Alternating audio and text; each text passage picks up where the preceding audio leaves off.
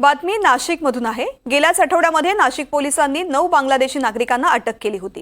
यापैकी 2 बांगलादेशी नागरिकांकडे बनावट भारतीय पासपोर्ट असल्याची धक्कादायक माहिती समोर आली।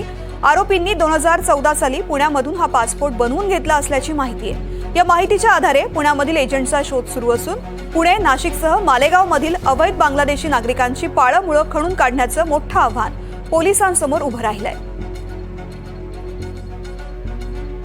नाशिक पोलिसांनी 8 बांगलादेशी नागरिकांना अटकही केली होती। दरम्यान या तपासामध्ये एक धक्कादायक बाब समोर आलेली आहे। एका इसमाकडे यातील सुमन गाजी नावाचा जो आरोपी आहे त्याच्याकडे 2 पासपोर्ट देखील आढळून आलेले आहेत। माझ्यासोबत सचिन खैरनार सर आहेत, जे या संपूर्ण तपास जो करतायत तपास अधिकारी ते आहेत। सर, कसा तपास पूर्ण सुरू आहे आणि हे पासपोर्ट जे आढळलेले आहेत ते त्यांनी कुठून आले, त्या दिवशी कसा तपास सुरू आहे? दिनांक 5 तारखेला सेंट्रल क्राईमने केलेल्या रेडमध्ये 8 बांगलादेशी आरोपी अटक करण्यात आली होती। सदर आरोपींकडे तपास करता त्यांचा अजून एक साथीदार दिनांक 9 रोजी अटक करण्यात आला आहे।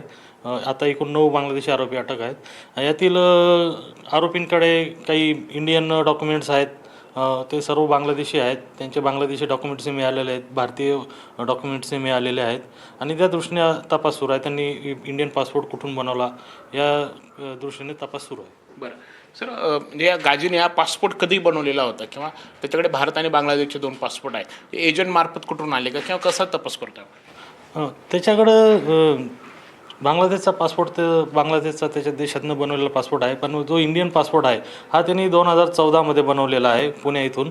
आणि त्याला येथील जो आरोपी आहे आलिम याने ते पासपोर्ट बनवण्यासाठी मदत केली होती। यात अजून त्यांनी ते पासपोर्ट बनवण्यासाठी काय डॉक्युमेंट्स दिले आणि त्याला अजून कोणी मदत केली का याचा तपास सुरू आहे।